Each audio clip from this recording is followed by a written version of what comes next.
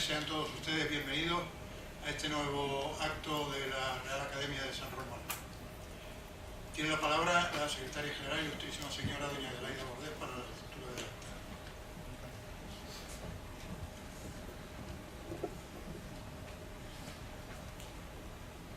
En la sesión de Junta de Gobierno celebrada por esta Academia el pasado 30 de mayo de 2018 y recogida en el acta número 329, se acordó incluir en el programa de actos del presente curso la conferencia titulada Avances en Patología Prostática, a cargo del excelentísimo señor profesor don Jesús Castiñeira Fernández, catedrático de Urología de la Universidad de Sevilla. Será presentado por el ilustrísimo señor don Juan Manuel García Cubillana de la Cruz, doctor en Medicina y Cirugía y académico de esto. Muchas gracias, doña Adelaida Bordés. Tiene la palabra el ilustrísimo señor don Juan Manuel García Cubillana de la Cruz para presentar al conferenciante.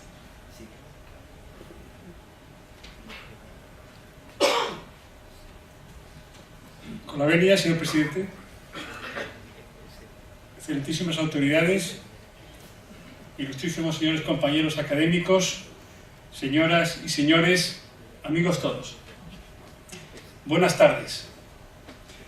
Asistimos en el presente siglo XXI a una época de la medicina a la que se denomina de las 4 P's: personalizada, participativa, predictiva y preventiva. Pero no debemos obviar que sus avances se deben a que la medicina es una ciencia no exacta, que como todo proceso evolutivo nunca puede detenerse y contentarse con dogmas inmutables, y que como todo ámbito de la experiencia humana debe adaptarse continuamente a nuevos hallazgos y tecnologías. La ciencia nunca nos enseñará todo lo que necesitábamos saber, nunca nos brindará respuestas definitivas, y como éstas no existen, la debilidad de la ciencia se convierte en su fuerza. Hoy tenemos con nosotros a un científico, un médico cirujano urólogo, cuyo prestigio se ha gestado a base de esfuerzo, aprendizaje y experimentación. El tema a tratar es de gran actualidad: el porqué de la hipertrofia o degeneración maligna de la próstata, esa glándula a la que nuestro insigne escritor Luis Berenguer decía en su novela Tamatea, novia del otoño, que tenía nombre de alcahueta. ¿Cómo se diagnostican sus afecciones? ¿Qué tratamientos médicos o quirúrgicos disponemos? ¿Qué papel tiene la cirugía digital, también conocida como cirugía 4.0 o cirugía cognitiva? ¿Cuáles son las posibles secuelas derivadas de las diversas terapias? El profesor doctor Jesús Castiñeira Fernández nació en nuestra ciudad y se licenció en Medicina y Cirugía en la Facultad de Cádiz en 1979. Especialista en urología, tras 5 años de residencia en hospitales adscritos a la Universidad de Sevilla, Virgen de la Macarena, del Rocío y Virgen de Valme, ha sido un entusiasta investigador de la medicina translacional, habiéndose esforzado en la búsqueda de innovadores procedimientos diagnósticos y médico-quirúrgicos. Sus trabajos se han centrado en el uso del intestino en la cirugía urológica, la cirugía del cáncer de próstata y el estudio de la anatomía de los plexos nerviosos pélvicos en embriones, pacientes vivos y en cadáveres. Autor de numerosos artículos en revistas científicas nacionales e internacionales, ha sido ponente y organizador de multitud de reuniones y congresos de su especialidad. Presidente de la Comisión Nacional para la Especialidad de Urología entre los años 2000 a 2007. Presidente de la Asociación Española de la Especialidad entre los años 2005 a 2009. Y presidente de la Fundación Española para la Investigación en Urología entre los años 2009 y 2013. Por su contribución al estudio de su especialidad, ha sido distinguido como miembro de honor de la Asociación Española de Urología en 2012, médico eminente del Real e Ilustre Colegio de Médicos de Sevilla en el 2014 y miembro de honor de la Sociedad de Urología Argentina en el 2017. Pertenece a diversas academias científicas, es numerario de la Real de Medicina y Cirugía de Sevilla desde el año 2011 y correspondiente de las Reales de Medicina y Cirugía de Cádiz, 1984, Cantabria 2007 y Nacional de Medicina 2011. Ha sido distinguido con la medalla Francisco Díaz en el año 2014, la más importante condecoración de la Asociación Española de Urología. En la actualidad ostenta la presidencia de la Real Academia de Medicina y Cirugía de Sevilla, que deben ustedes saber que es la más antigua de España. Actualmente catedrático de Urología de la Facultad de Medicina de Sevilla desde el año 1998, ejerce la jefatura de servicio del Hospital Virgen de la Macarena. Durante el periodo académico 2015-2016, su departamento fue evaluado por los alumnos como el mejor de la universidad en relación a la docencia. Conocí al profesor Castiñeira Fernández hace 46 años, cuando iniciamos el primer curso de medicina en la Facultad de Cádiz. Recuerdo cómo estudiábamos anatomía humana con huesos extraídos del osario del cementerio de San Fernando hasta altas horas de la madrugada, bien en nuestras casas o en el Colegio Público Almirante Laulé, en el que su madre ejercía como maestra. Jesús, con una perseverancia que le sigue caracterizando, nos reiteraba en voz alta una y otra vez los nombres de los ligamentos, apófisis, epífisis y resto de protuberancias óseas, con el espíritu ilusionante de que algún día pudiéramos poner en práctica estos conocimientos y revertirlos en la salud de nuestros futuros pacientes. Cuando le solicité un breve currículum para esta presentación, me envió por correo postal un tratado suyo, escrito en inglés, editado por la Universidad de Sevilla el año antepasado, titulado La próstata, anatomía y cirugía transnacional, de 819 páginas. ¿Ha tenido la amabilidad de traernos hoy? Traducido ya al castellano. Ven ustedes, pesa 3,9 kilos. En el prólogo escrito por el profesor Patrick Walsh del Instituto de Urología James Buchanan Brady del Johns Hopkins Hospital en Baltimore, Estados Unidos, se resaltaba su excelencia docente con una exhaustiva descripción de detalles anatómicos, histopatológicos e innovadoras técnicas quirúrgicas.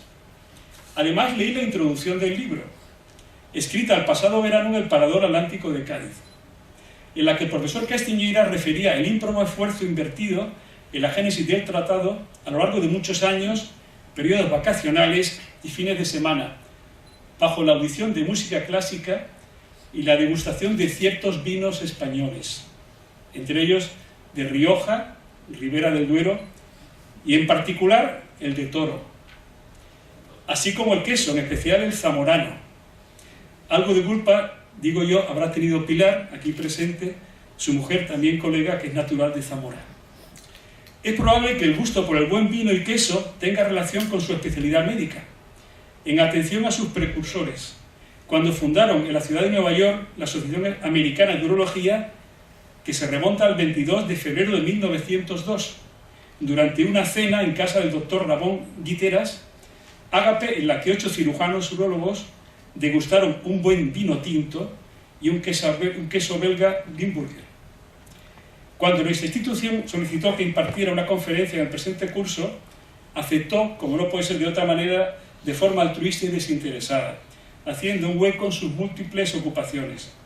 Profesor Jesús Castiñeira Fernández, nuestra Real Academia agradece sobremanera su presencia y desea ansiosa escuchar su disertación. Muchas gracias.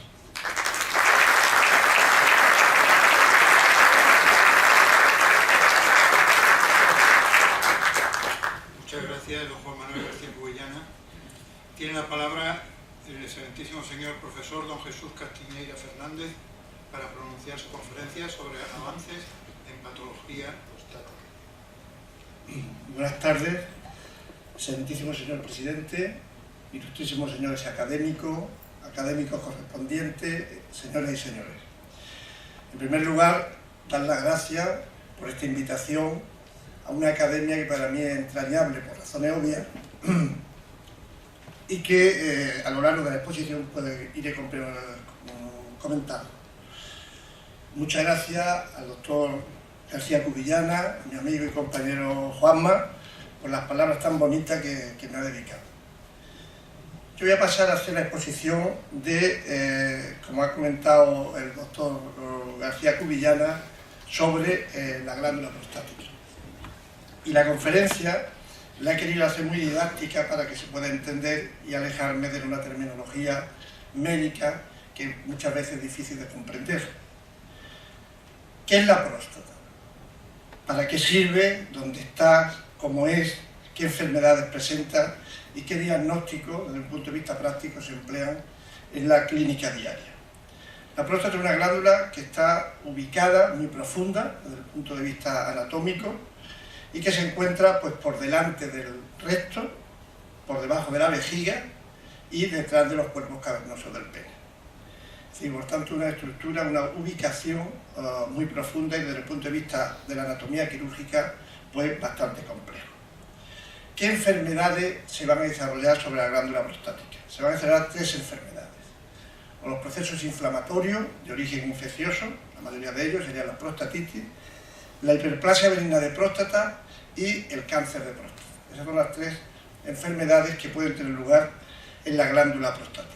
La hiperplasia benigna de próstata, que después comentaremos, es un proceso, como su misma palabra indica, un proceso benigno, y que lo único que ocurre es que las células se van a multiplicar y evidentemente al aumentar el número de células, pues va a aumentar el tamaño de la glándula. Como digo, es un proceso benigno. Este término es un término acuñado de hace pocos años, relativamente poco, y que antes se denominaba adenoma, y que en la actualidad ese término es incorrecto. Por tanto, 3 enfermedades, proceso inflamatorio, hiperplasia benigna de próstata y en ningún momento adenoma, porque es incorrecto esa terminología, y cáncer de próstata. Estas enfermedades van a tener una prevalencia y una incidencia distinta.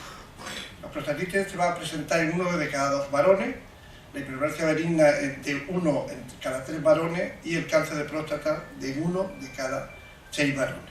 Hay que recordar que el cáncer de próstata, junto con el cáncer del pulmón, son los cánceres más frecuentes en el varón. ¿Cómo es la glándula prostática? La glándula prostática no es una estructura homogénea, de una forma que puede ser pues, de un tamaño aproximadamente de una nuez, a veces otras próstatas más pequeñas, pues tamaño de una castaña, o incluso una mandarina pequeñita. Y la estructura interna no es una estructura homogénea. Y existen 2 clasificaciones desde el punto de vista práctico que tienen un interés clínico importante. Y las clasificaciones se deben a don Salvador Gil Vernet, que es el padre del catedrático actual, que también está jubilado, José María Gil Vernet, persona con la que tengo una gran amistad y que ha venido muchísimas veces a la Universidad de Sevilla, y el profesor McNeil, que es un patólogo recientemente fallecido, que trabajaba en la Universidad de San Francisco. Don Salvador distinguía 2 partes de la glándula prostática, y lo voy a hacer de una manera muy simple. Y hablaba de una glándula craneal y de una glándula caudal. La glándula craneal, que es la que está en rojo, ahí se desarrolla la hiperplasia benigna de próstata. Y en la glándula caudal, que sería la copa, se desarrolla el cáncer de próstata. Luego ya tenemos glándula craneal, procesos benignos, HBP, hiperplasia benigna de próstata, y glándula caudal, cáncer de próstata. Aquí vemos en esta imagen un corte, que está también en el libro, está el que ha hecho referencia el doctor García Cubillana, de un corte transversal de la glándula prostática. Y hay una parte central, que es el color celeste, y que esa corresponde a la glándula craneal, donde se desarrolla la hiperplasia. Y en el centro va un conducto, que es la uretra prostática. Quiere decir que cuando la glándula craneal aumenta de tamaño, por esa hiperplasia, porque el número de células se multiplica, y se produce por tanto una hipertrofia, un aumento de tamaño de la glándula craneal, pues obstruye el conducto prostático. Y se producen los síntomas a los que haremos referencia más adelante. Y la zona periférica, de color rosa, pues esa es la zona, esa corresponde a la glándula caudal, que es donde se va a desarrollar el cáncer de próstata, como antes hemos comentado. Esa sería la clasificación de Salvador Gil Vernet. Esto corresponde a una pieza en madera hecha precisamente por un señor de San Fernando, padre de un compañero nuestro médico, que me parece que me dijo que iba a venir por aquí, y que se llamaba, como él falleció, Servando Gómez. Servando Gómez era el mejor fresador que ha habido en España. Esto me lo operé yo de un cáncer de próstata hace ya muchísimos años. Este hombre pues era un hombre muy inteligente y comprendió la estructura de la glándula prostática, no fácil, y la reprodujo en madera. Esto pues yo venía a ver a mi madre los sábados, vivía en la casa de mi madre, y yo cuando terminaba de comer iba conservando pues todos los sábados. Una vez iba con mi hija que era pequeñito, otra vez iba yo solo. Y ahí le explicaba yo a Servando pues cómo era la estructura de la glándula prostática. Servando, tengo que decirlo, su hijo es muy prudente y nos lo comenta, pero Servando, como he dicho, fue que le dieron el premio al mejor fresador de España y lo invitó Franco al Pardo a comer allí con él, que para él pues, era un hombre muy tímido, fue bastante incómodo, este señor. Bueno, pues aquí vemos perfectamente lo que he comentado. Vemos que la parte central, la parte en azul sería la glándula craneal, esa que hemos dicho que sería la guinda, donde están los procesos benignos, y la parte roja pues sería la glándula caudal, donde se desarrolla el cáncer. Este dato es muy importante porque cuando se dice un señor le han operado de próstata, eso no dice nada, eso no dice nada. Entonces, cuando se opera de un proceso benigno, como después comentaremos, hay que quitar todo el azul, todo el centro, porque ahí es donde está el proceso hiperplásico, y se deja la parte roja. Esto quiere decir que si una persona se opera de adenomectomía, que es como se llama, pues esa persona puede desarrollar a lo largo del tiempo un cáncer de próstata, porque la glándula caudal se ha conservado, y hemos dicho que en la glándula caudal es donde se produce el cáncer de próstata. Y aquí este esquema también nos sirve para comprender perfectamente que si la glándula craneal aumenta de tamaño por el proceso hiperplásico, pues va a obstruir el conducto de la uretra, y ahí se producen los síntomas, y esto volveremos a existir. El amigo McNeil complica esto un poco más, y habla de 5 zonas. 5 zonas que no vamos a detenernos en ellas, solamente decir que la zona periférica, según la clasificación de McNeil, correspondería a lo que Gilles Vernet hablaba de glándula caudal, y la zona que está en rojo, que sería la zona de transición, es lo que Gilles Vernet hablaba, o de lo que hablaba Gilles Vernet de la denominada glándula craneal. Y aquí vemos una relación, una correlación de ambas clasificaciones. ¿De acuerdo? Esto es muy importante desde el punto de vista práctico, como digo, porque tanto la hiperplasia como el cáncer tienen una ubicación concreta en esa glándula que hemos comentado que no es una estructura homogénea. Y esto lo comparamos con un aguacate, donde el hueso sería la glándula craneal, por tanto ahí se desarrolla la hiperplasia benigna de próstata, y la zona externa, amarilla-blanca, pues es donde se desarrolla el cáncer de próstata. Y eso de la hiperplasia, ¿qué? Pues aquí lo vemos en imágenes de microscopía electrónica, precisamente de la Universidad de Cádiz, del profesor López Muñoz, que vive aquí en San Fernando también, catedrático de histología, y aquí vemos cómo el número de células se va multiplicando. Y al aumentar el número de células, la hiperplasia, aumenta el órgano, aumenta la glándula craneal en este caso, y por tanto, al aumentar es cuando produce la obstrucción del conducto de la uretra, que es el que atraviesa a dicho glándula, y puede alcanzar pues, estas dimensiones, como podemos ver en esta imagen. Y aquí esto de comentar lo vemos en el esquema. La glándula craneal crece, al crecer obstruye el conducto de la uretra, y en la parte inferior, en la imagen central, pues vemos cómo ese conducto se va estrechando y va a producir unos síntomas. Unos síntomas que es lo que vamos a ver ahora.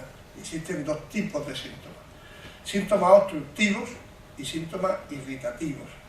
Los síntomas obstructivos son los síntomas de vaciado, relacionados con el vaciado, y están relacionados con la compresión que el crecimiento prostático hace sobre el conducto. Por lo tanto, va a haber un retraso en la misión, va a haber una disminución del calibre misional, va a haber un goteo posmisional, va a haber incluso una retención urinaria. Todos síntomas relacionados con el vaciado de la vejiga, porque el conducto está comprimido por el crecimiento de la glándula prostática. Y después tenemos unos síntomas irritativos, que son los que están relacionados con la repercusión que esa obstrucción origina sobre la vejiga, que es el reservorio, que es donde va a estar acumulada la orina. Y esto es por la paridad. Si los belgas tenían un niño, pues después pusieron una niña obligatoriamente, allí en Bruselas.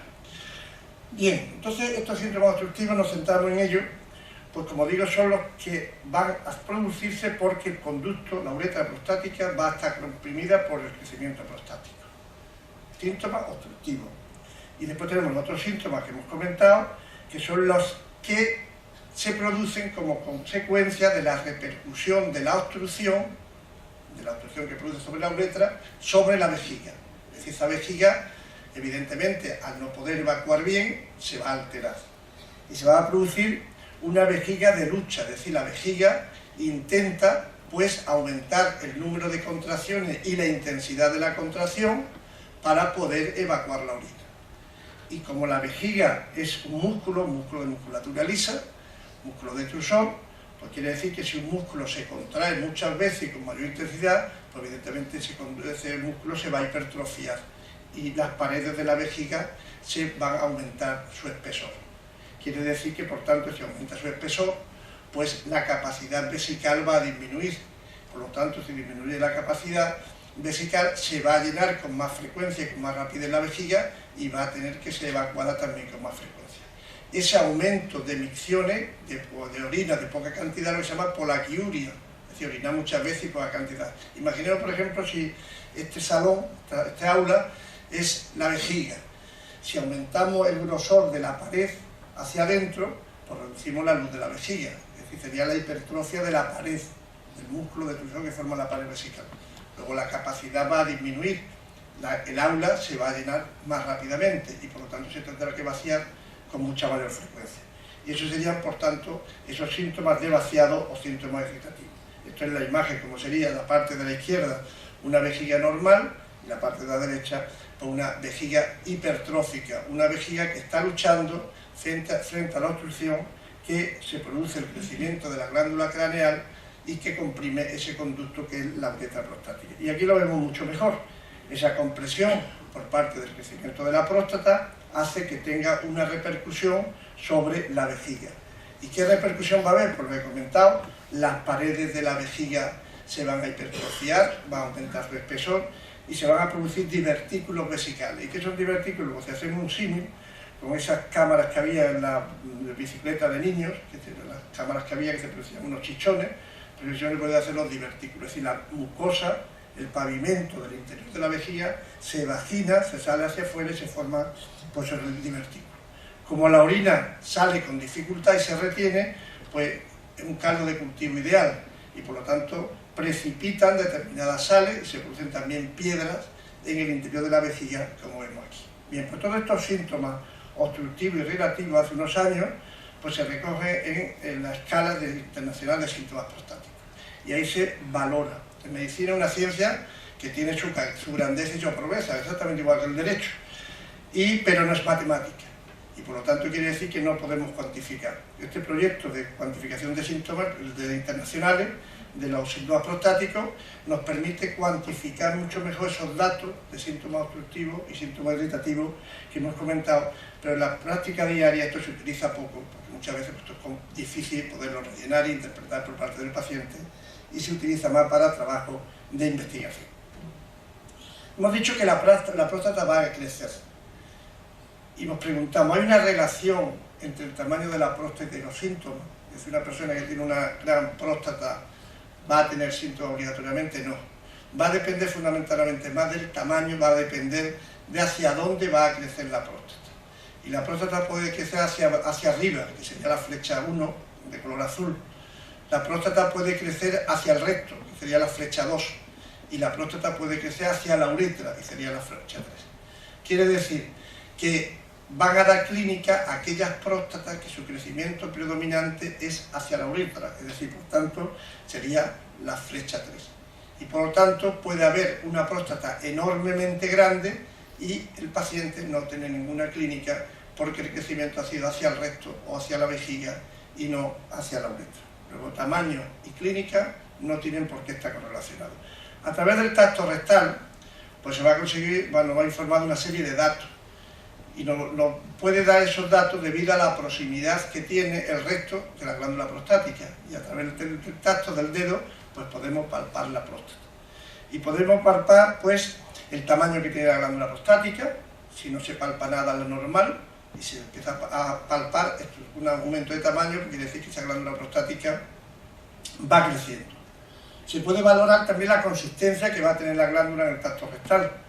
Y esa consistencia puede ser blanda o puede ser dura. Si cerramos la mano, sería blanda por la zona esta de aquí, es decir, fibroelástica, y dura sería la del nudillo.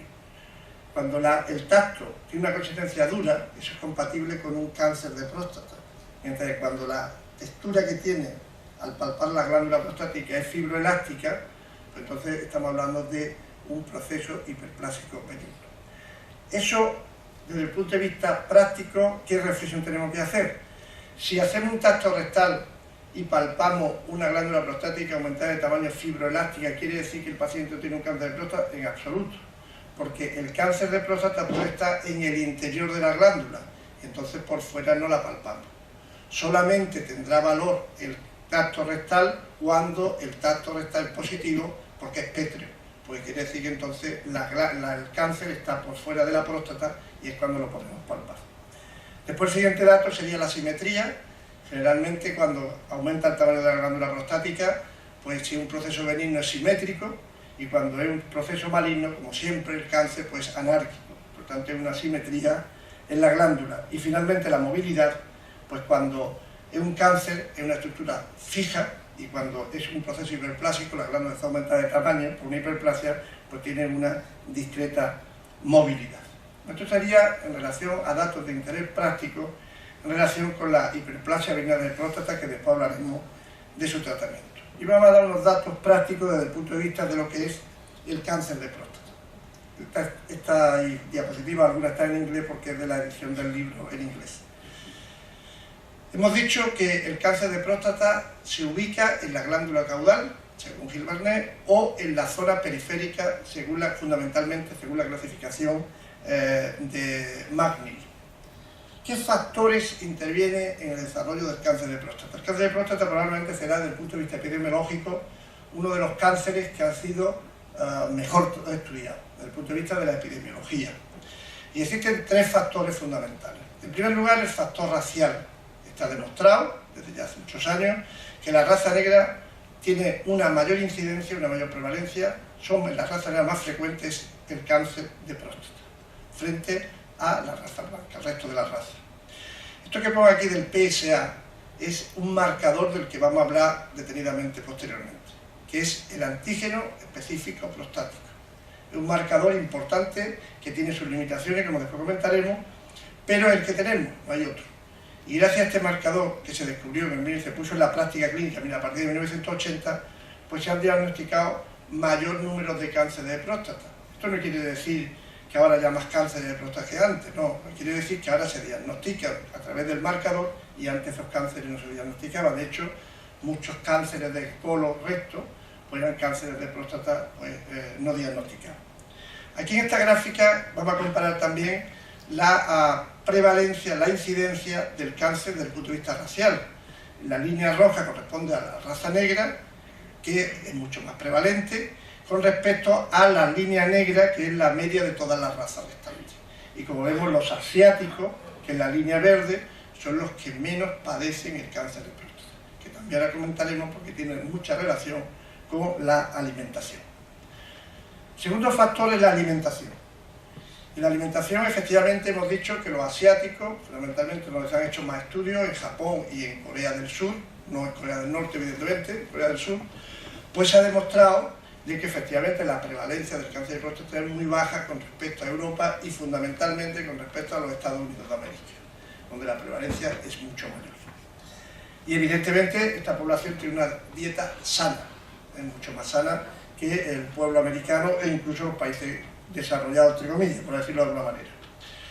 Evidentemente también está demostrado que las grasas animales y la carne roja pues favorece todos los cánceres en general y particularmente el cáncer de próstata. Y se ha visto en estos estudios que la población de japoneses y coreanos del sur que emigran a los Estados Unidos, cuando llevan ya bien muchos años allí, padecen también el cáncer de próstata exactamente igual que la población americana, que han pasado, que han cambiado de hábito alimenticio. Y ya la alimentación que tienen es exactamente igual que la que tiene el pueblo americano. Y solamente con respecto a la alimentación puede defender pues, la dieta mediterránea, que esta que vemos aquí, que ha saltado la diapositiva. Bien como una buena dieta desde el punto de vista de lo que es pues, la salud. Y el tercer factor es el factor genético. También otro está perfectamente demostrado que hijos de padre con cáncer tienen muchas probabilidades de tener cáncer. Hay estudios matemáticos y hijos de padres con cáncer y de abuelos con cáncer todavía se multiplica más. Porque el factor genético es de los cánceres mejor estudiado desde el punto de vista de la genética. Estos serían, por tanto, los 3 factores que no hay duda que van a favorecer el cáncer de próstata. Y los temas de alcoba, ¿qué pasa? Bueno, pues la palabra alcoba viene de cúpula. Y esto era la parte, cuando vivían aquí los árabes antes de la época de los reyes católicos, antes de que los reyes católicos invitaran a que se fueran, pues la parte central de la casa más importante era el salón, era la alcoba. Después, cuando fueron los árabes, pues la alcoba pasó al término que nosotros conocemos. Entonces se ha hablado de la actividad sexual y el cáncer de próstata. Entonces una serie de trabajos que decían, eso se lo digo yo a los alumnos de quinto de medicina a las 8 de la mañana, y están despistados a esa hora, muchas veces interpretan mal lo que yo voy a decir ahora. Les digo, pues hubo una serie de trabajos que decían que cuanto menos actividad sexual, menos cáncer de próstata. Y ahí después salieron otros trabajos que decían que cuanto más actividad sexual, pues menos cáncer de próstata. Entonces yo me pregunto al alumno, ¿tú con qué te pones de acuerdo? ¿Con los primeros o con los segundos? Entonces, pues, eso se ha demostrado que eso no tiene razón de ser. Eso fue unos errores de la muestra que se tomó y eso se ha demostrado también que no influye para nada la actividad sexual del cáncer de próstata. Lo mismo que también hubo errores con el tema de la vasectomía, que también se quiso relacionar con el cáncer de próstata y también se demostró que no tiene nada que ver la vasectomía con el cáncer de próstata. Son los 3 primeros factores, los he comentado: factor racial, factor alimenticio y factor genético, los factores que determinan que pueden determinar el cáncer de próstata. Aquí hay una serie de personas conocidas, todos ellos han tenido cáncer de próstata. Los que tienen una cruz han fallecido, pero no han fallecido del cáncer de próstata. En cambio, este señor sí tenía un cáncer de próstata y falleció por el cáncer de próstata. ¿Esto qué quiere decir? Esto quiere decir que hay cánceres de próstata con los que se convive y no matan, y cánceres de próstata que matan. El problema en la actualidad es que todavía no sabemos cuáles son unos y cuáles son otros. Esto es una gráfica en la que se recogen la edad y el cáncer de próstata. Si a todos nos hicieran una necropsia y viviéramos 100 años, pues probablemente el 80 y tantos por ciento, aquí hasta el 60%, a los 70 o los 79 años, tendríamos un cáncer de próstata incidental. Y el 80 al 90% de la población no se muere de cáncer de próstata. Pues esto quiere decir que hay cánceres que matan y cánceres de próstata que se conviven. Entonces, hace unos años, cuando salió el PSA, por una serie de grupos, que en España también se hizo, y la Asociación Española de Urología también participó, estaba yo de presidente entonces, de unos protocolos para hacer screening del cáncer de próstata. Eso ya se ha abandonado. Se ha abandonado porque lo que hacíamos era sobrediagnosticar cánceres de próstata y sobretratar, porque una vez que se diagnostica un cáncer de próstata, pues no sé, el paciente evidentemente quiere que se le opere o que se le trate. Entonces lo que hacíamos era sobrediagnosticar y sobretratar pacientes. Es decir, pacientes que a lo mejor no se hubieran muerto del cáncer de próstata, sino con su cáncer de próstata, pues lo operábamos de una prostatectomía. Entonces eso se ha abandonado y hoy en la actualidad el screening del cáncer de próstata solamente está para determinados grupos puramente en investigación, pero no con ese boom que tuvimos cuando apareció años posteriores a los 10 años de aparición del marcador del antígeno específico prostático, al que anteriormente he hecho referencia. Aquí lo vemos también otra gráfica más clara. En negro, las barras en negra son la población negra. Efectivamente, con la edad va aumentando. La asiática, que es la que tiene menos incidencia, pero también aumenta con la edad. Y el resto, la población blanca, también va aumentando. Es decir, esta gráfica pues, ratifica lo que he comentado anteriormente. Y esta otra, se saca la conclusión que el 97% de los pacientes mueren por encima de 65 años y la incidencia del cáncer de próstata también por encima de 65 años. Bien, pasamos, como comentaba antes, al antígeno específico prostático. El antígeno específico prostático es una proteína, una glicoproteína, que la fabrica la glándula prostática, prácticamente ella sola. La puede fabricar el ovario, la puede fabricar también, producir algunas glandulitas anorrectales, la parótida también, pero las cantidades son tan mínimas que se desprecian. Así que podemos decir que el antígeno específico prostático es específico de la glándula prostática. Aquí vemos una imagen de la cátedra de histología de la Universidad de Cádiz, en la que vemos un alveolo, vamos, un conducto para que lo entendáis mejor, constituido por sus células que forman la pared. Unas determinadas células de esas, no vamos a entrar en detalles técnicos, que aquí lo vemos mejor, con otras técnicas también de histoquímica, pues vemos que producen el PSA. Ese PSA, como hemos dicho, es un marcador que tiene sus limitaciones, pero el que tenemos no hay otro. ¿Y por qué tiene limitación el marcador? Pues vamos a introducir dos conceptos de bioestadística, muy simples, que es el concepto de sensibilidad y conceptos de especificidad. El concepto de sensibilidad nos dice de que efectivamente a través del marcador nosotros podemos saber que la próstata está enferma, como un marcador muy sensible. Pero no nos dice el apellido de la enfermedad. Es decir, no nos dice si es una prostatitis, si una hiperplasia de próstata es un cáncer. Es decir, que por tanto es poco específico. Y esa es la limitación que tiene el marcador, la baja especificidad. Y aquí vemos esta gráfica que durante muchos años se tuvo que llegar a un acuerdo de cuál sería el límite normal, hasta dónde es normal el PSA. Y eso se tardó años, porque en principio se hablaba entre 2 y 4, después hasta 10. Actualmente hay un consenso internacional donde el límite es 3 o 2,5, pero fundamentalmente los grupos aceptan la cifra de 3 nanogramos mililitros como la cifra estándar. ¿Qué quiere decir eso? Eso no quiere decir que por debajo de 3 una persona no tenga un cáncer de próstata, ni que por encima de 3 tenga un cáncer de próstata, no.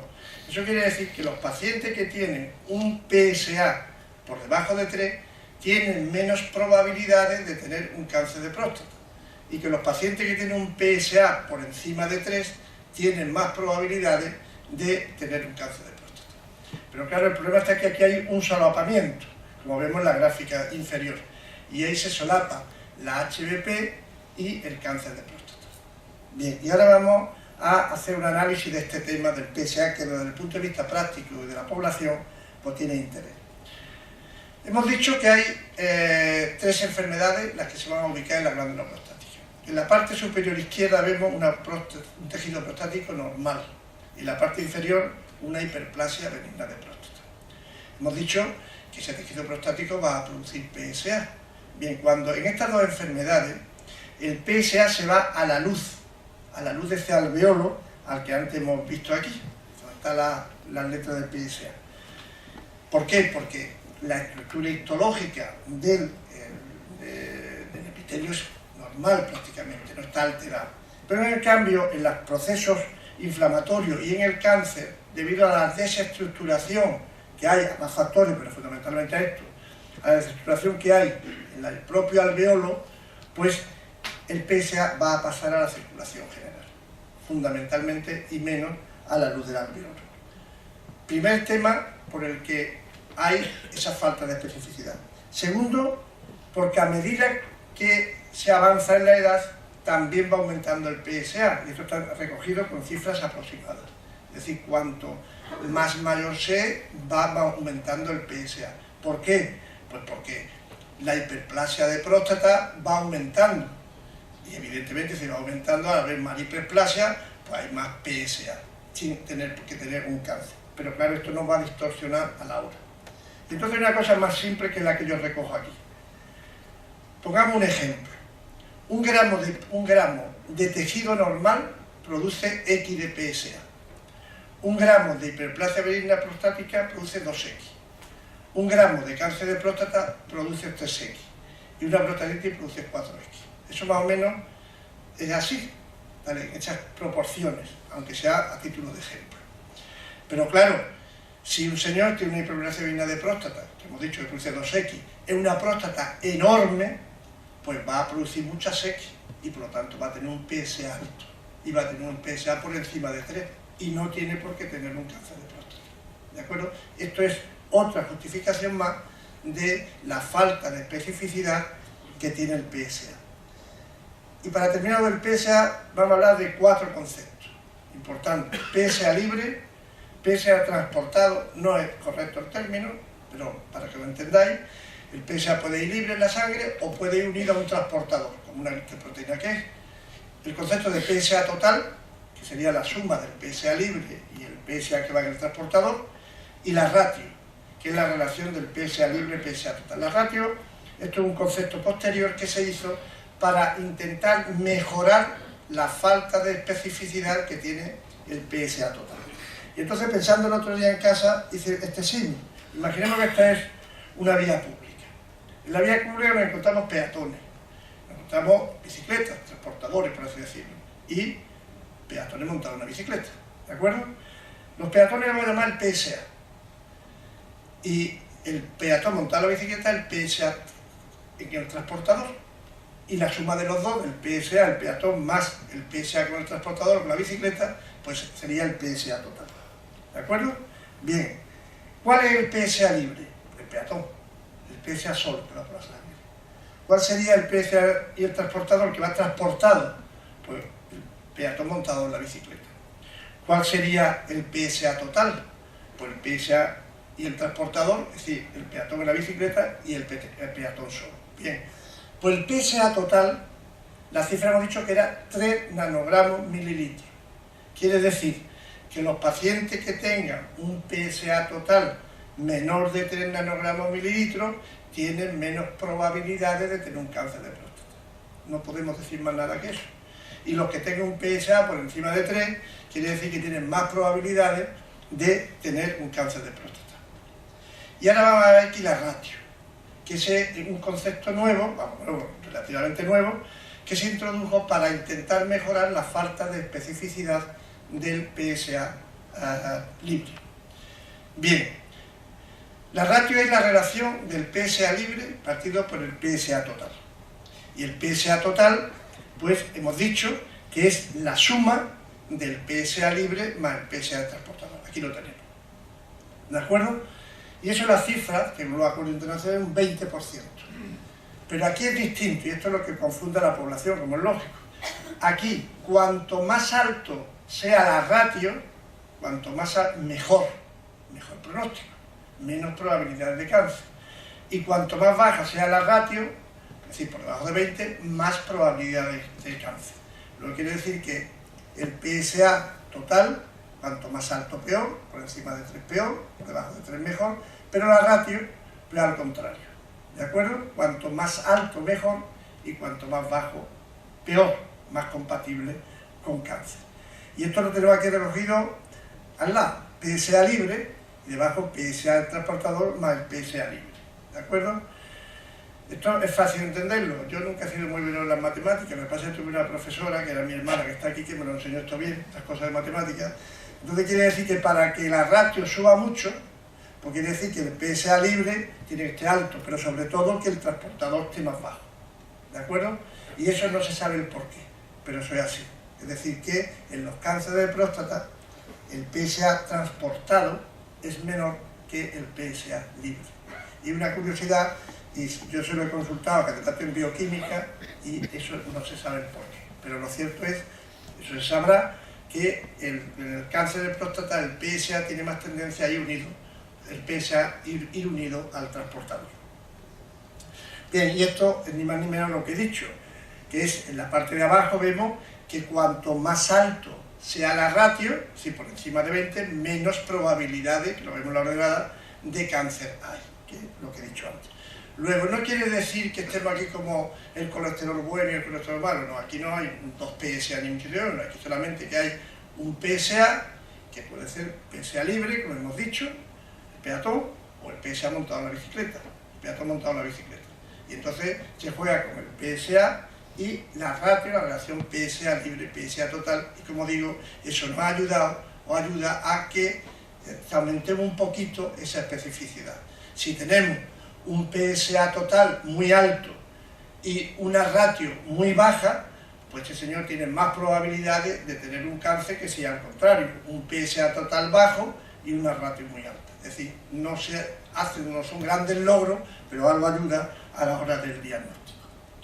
Y una vez que tenemos el PSA, evidentemente el paciente hay que hacerle una ecografía abdominal, donde evidentemente vamos a ver cómo están esos riñones, porque puede haber una repercusión. Vamos a ver la vejiga, que es esto que se ve en negro, y debajo, pues la glándula prostática. Y podemos medir el tamaño que tienen las glándulas, mediante 3 ejes, cráneo caudal, es decir, de arriba a abajo, transversal y anteroposterior, y ya el software del ecógrafo nos dice el volumen prostático. Como la densidad del tejido prostático es similar a 1, quiere decir que podemos hablar de gramos de próstata o centímetros cúbicos indistintamente. Pero hay otro tipo de ecografía, que es la ecografía transrectal. Y esta ecografía, el transductor se introduce a través del recto. Y como hemos dicho que la glándula prostática está muy cerca del recto, y debido a ello la podemos palpar con el tacto rectal, pues a través del transductor transrectal pues podemos estudiar mucho mejor la glándula prostática. Esto se descubrió casualmente. Hace 9 años yo invité al que descubrió esto, que es el profesor Watanabe de la Universidad de Kioto, y me explicó cómo se descubrió, como muchas veces ocurre en medicina. Iba allí en la Universidad de Kioto, bajó un día al servicio de mantenimiento y vio un transductor muy largo y le preguntó al físico, ¿esto qué es? Esto es un transductor tan esofágico para hacer la ecografía cardíaca. Y dice, bueno, y si yo lo introduzco por el ano, ¿qué pasa? Pues vamos a probar. Entonces a un japonés se lo introdujeron y efectivamente pues vieron esta imagen, es decir, vieron la glándula prostática. Entonces a partir de ese momento pues se estudió mucho, Watanabe estudió mucho la forma que tenía la glándula prostática, pero después se descubrió que no, que eso no aportaba mucho. Y entonces actualmente, ¿para qué sirve la ecografía transrectal? Pues sirve para dirigir la aguja de biopsia al sitio que tengamos sospecha. Y mediante el transductor transrectal vemos la glándula prostática, y si vemos ese nódulo negro que está en la diapositiva número 2, en la imagen 2, pues hay que pinchar ese nódulo, porque ese nódulo es sospechoso de que pueda hacer un tumor. ¿De acuerdo? Entonces, nada más, sirve la ecografía transrectal para dirigir la aguja, esta aguja que vemos aquí, que es un trucú, para poder obtener la muestra. Y así es como funciona el trucú. Se va a tomar una muestra de ese tejido prostático que va a ser analizada, un cilindro. Y se toma de la parte derecha de la glándula y de la parte izquierda de la glándula, es decir, del lóbulo derecho y del lóbulo izquierdo. Y aquí vemos en la imagen número 2, vemos la aguja mediante el ecógrafo, y de esta manera se puede dirigir hacia la zona de donde nosotros queremos obtener la muestra, que estos son los cilindros que se van a obtener. Entonces, cuando un paciente se ha hecho o antes de dar ese paso, otra reflexión, el PSA está íntimamente relacionado con la punción prostática. Esto quiere decir que si una persona se hace el PSA, debe hacerse una biopsia si está indicado, porque si no está dispuesto a hacerse la biopsia, que no se haga el PSA, que no sirve para nada. Si yo me hago un PSA y hemos dicho que por encima de 3, vamos a poner 7, y una ratio pues de 10%. Está claro que es un PSA patológico, tanto el PSA total como la ratio, ¿no? Entonces está indicado, procede a hacer una biopsia de próstata, y yo no me la hago. Y dentro de 3 meses me repito otra vez el PSA y no me la hago. Entonces hay que recomendarle al paciente que no se haga más el PSA, porque es una escalera diagnóstica. Entonces, ¿para qué me voy a quedar en el primer peldaño si yo no estoy dispuesto a pasar al segundo? No tiene sentido. Es decir, por tanto, la persona que se haga un PSA, que sepa que se debe someter ya al proceso diagnóstico de esa escalera diagnóstica, porque si no, pues la verdad, no tiene mucho sentido. Si se hace la biopsia y sale negativa, no se le puede decir al paciente que no tiene un cáncer de próstata, sino que se le puede decir al paciente es que de la zona que se ha obtenido la muestra, en esa zona no hay cáncer de próstata. Y ahí vemos en este esquema de la manzana, si yo cojo la muestra del nódulo neoplásico, tumoral, canceroso, y lo obtengo, vale, pero si yo no he cogido del nódulo, pues evidentemente el tejido prostático va a ser normal. Luego, eso hay que dejarlo también muy claro siempre presente. Una biopsia negativa de próstata no quiere decir que el paciente no tenga un cáncer de próstata. Y a través de ella pues podemos ver perfectamente, podemos tener muestras de un lóbulo, de otro lóbulo, y actualmente pues está aceptado que se deben hacer unas 10 o 12, pues se deben de obtener entre 10 y 12 cilindros en cada uno de los pacientes. ¿Qué se hace si vuelve a salir negativa la biopsia? Bueno, pues entonces ahí hay que jugar con más factores. Pues factor edad, pues no es lo mismo un señor con 50 años frente a un señor con 80. Un señor con 50 años las expectativas de vida son muy superiores, por razones obvias. Un señor con 80 tiene menos expectativas de vida. Ese señor a lo mejor hay que repetir más veces las biopsias de 50, pero a lo mejor de 80 lo que hay que dejarlo es tranquilo. y decirle que no se hagan más PSA, porque la expectativa y la esperanza de vida que tiene es inferior probablemente a 10 años, y por lo tanto el señor probablemente, aunque tenga un cáncer de próstata, se va a morir de otra cosa, porque después está el grupo de esos pacientes que hemos comentado al principio, que se convive con el cáncer de próstata. Más recientemente, para ir mejorando las técnicas, se ha unido la información que da hasta ahora la ecografía transrectal con la punción, con la biopsia. Pues recientemente, hace un año y medio, 2 años aproximadamente, se ha unido la información que da el ecógrafo con el que da la resonancia. Y de esta manera se llama la biopsia por fusión. Y esa biopsia por fusión, pues más práctica, pues se pueden tomar muestras con mucha más exactitud, y esto probablemente pues será una técnica estandarizada pues en los próximos años. Y vamos a ver las opciones terapéuticas. Primero vamos a hablar de la hiperplasia benigna de próstata y después hablaremos del cáncer de próstata. Con respecto a la hiperplasia benigna de próstata, tenemos, como siempre en medicina, unos tratamientos conservadores, que serán los tratamientos farmacológicos. Esto es postura y médico incorrecto, porque parece que los cirujanos somos barberos, tratamientos farmacológicos, no médicos, ¿no? Pero vamos a estar puestos médicos. Entonces, tratamientos farmacológicos, tratamientos conservadores y tratamientos quirúrgicos. Y dentro de los tratamientos conservadores, los tratamientos farmacológicos, pues tenemos 3 opciones. Uno que sería la fitoterapia, que sería el tratamiento por hierba, los alfa bloqueantes y los inhibidores de la 5-alfa reductasa. La fitoterapia es una terapia que no tiene una evidencia científica demostrada. Pero en medicina todos sabemos que todo no tiene por qué tener evidencia científica. Y además, pues hay países de referencia, como por ejemplo Alemania, donde es el país donde se prescribe más fitoterapia. Fitoterapia es el tratamiento a través de estas hierbas, que son pues la Cerenoa repe y el Pinus africanus, y eso no quiere decir que sea de tratamientos bananeros, por decirlo de alguna manera. Alemania, como digo, es el primer prescriptor, y de hecho los pacientes pues van bien. Pero en nuestro sistema, ya voy a hacer ahora una pequeña crítica, pues resulta de que hace unos años, hace 4 o 5 años, pues este tratamiento de la fitoterapia lo penalizaban a la hora de hacer los objetivos.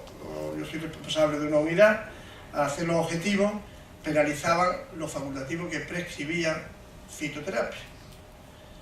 Y cuando se dieron cuenta de que la fitoterapia era más barata que los alfa bloqueantes, los inhibidores, dejaron ya de penalizarlo. Eso no es serio, eso no es serio. Bien, como digo, esta es una opción, hay muchos pacientes que la toman y van bien y me parece muy correcto.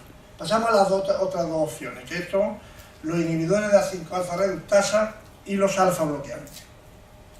Los inhibidores de la 5-alfa reductasa.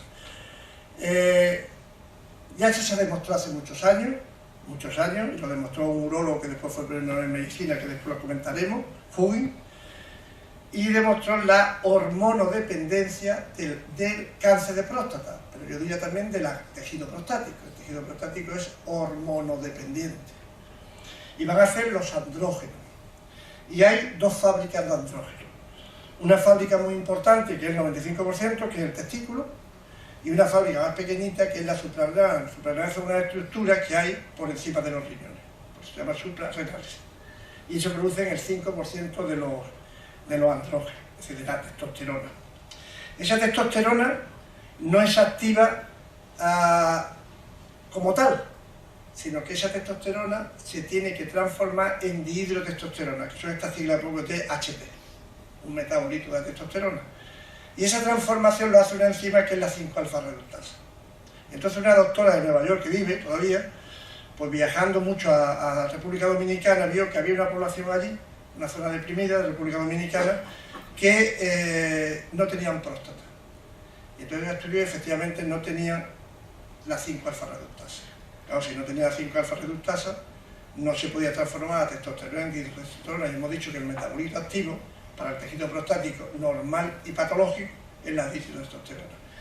Y la industria farmacéutica, que está al loro, pues rápidamente dijo, pues nada, pues esto es un filón bueno, y así sacaron pues la dutasterida, antes la finasterida y después de la dutasterida. Por lo tanto, quiere decir que la finasterida y después la dutasterida, que son primos hermanos, uno actúa sobre una isoenzima y el otro sobre 2, pero es lo mismo, pues evidentemente lo que hace es evitar que la próstata siga creciendo lentamente, un crecimiento a largo plazo. Pero esto tiene evidentemente repercusión en la esfera sexual porque interfiere sobre el óxido nítrico y por lo tanto pues va a tener problemas de disfunción eréctil. Eso los pacientes pues lo comentan. Y el segundo dato importante de la 5-alfa-reductasa es que todos los pacientes que toman este fármaco, la asterida, porque la finasterida se utiliza menos, pero como digo es lo mismo prácticamente, tienen el tema, hay que recordarle a los médicos, a los especialistas o a los médicos de familia que están tomando el inhibidor de la 5-alfa-reductasa porque el PSA se reduce al 50%. Este fármaco, no voy a dar el nombre comercial evidentemente, pero es que se emplea también para la alopecia también. Entonces, se reduce al 50%. Quiere decir esto, que si un señor está tomando adutasterida y tiene un PSA de 3, no es de 3, es de 6.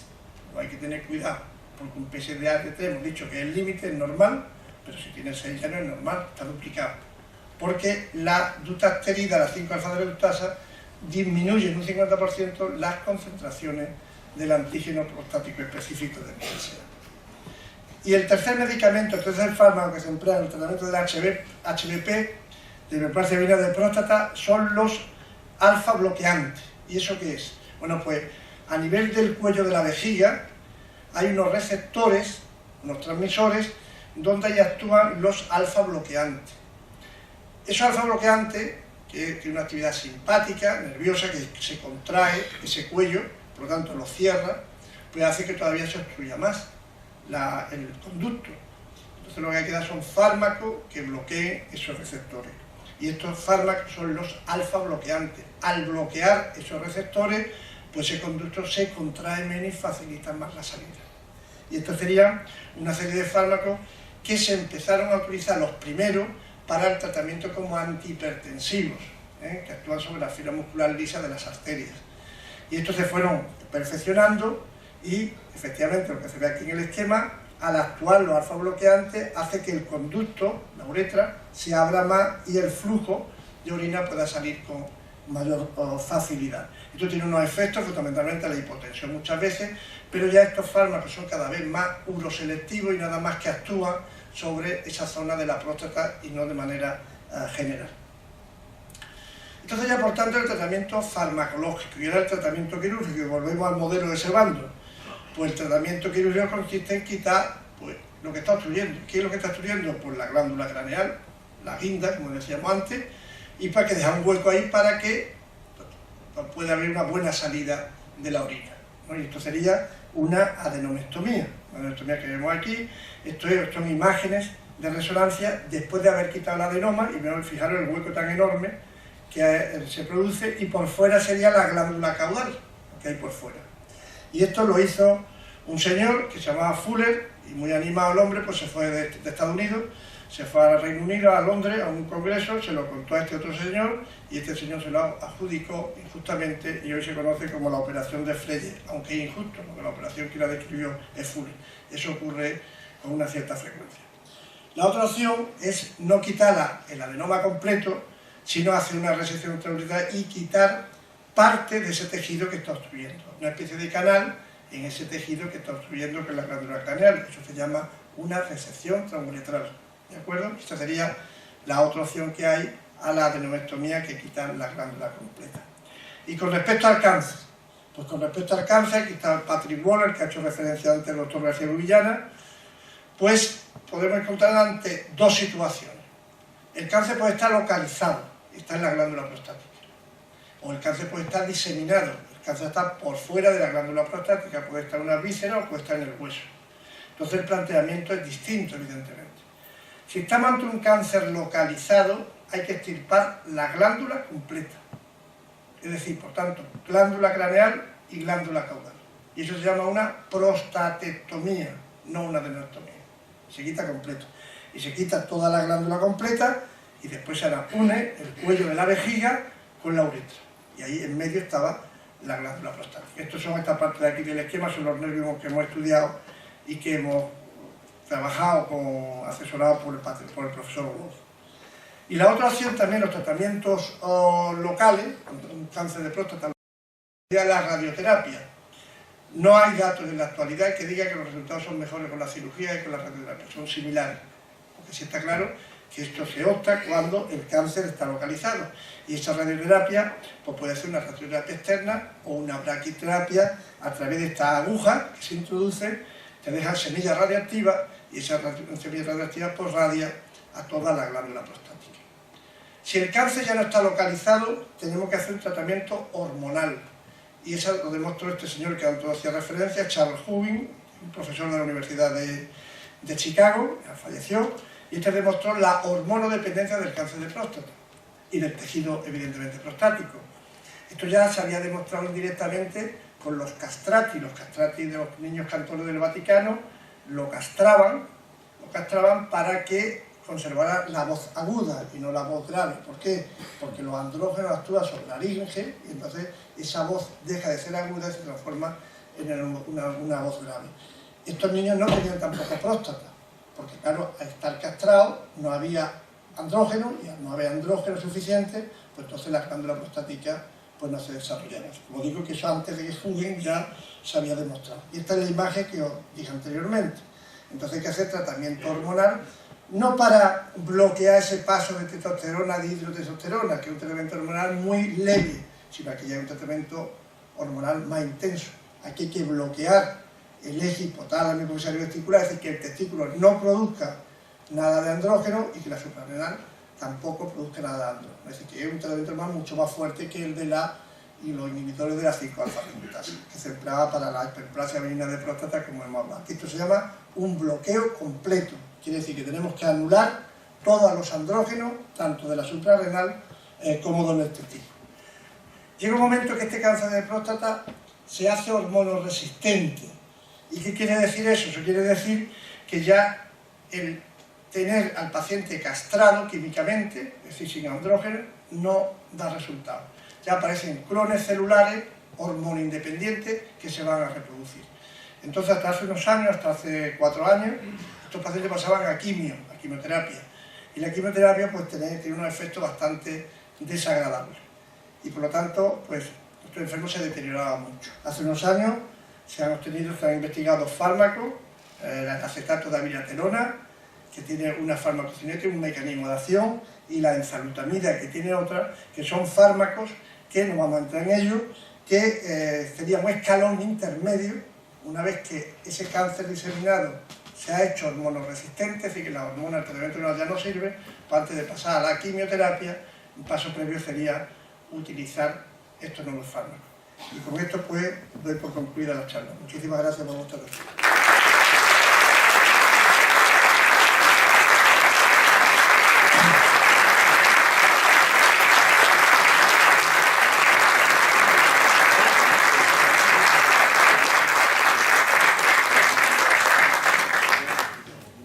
Muchas gracias, profesor Castiñeira, por esta magnífica conferencia, que ha aclarado muchísimas cosas que se han oído, que hemos mirado, que hemos leído, y yo creo que todos los que estamos aquí hemos sacado una conclusión muy clara sobre el tema de la enfermedad de próstata. Muchísimas gracias por esta interesantísima conferencia, que además yo creo que todo ha estado a nivel que todo el mundo la hemos comprendido perfectamente. Muchas gracias. Quiero hacer la entrega.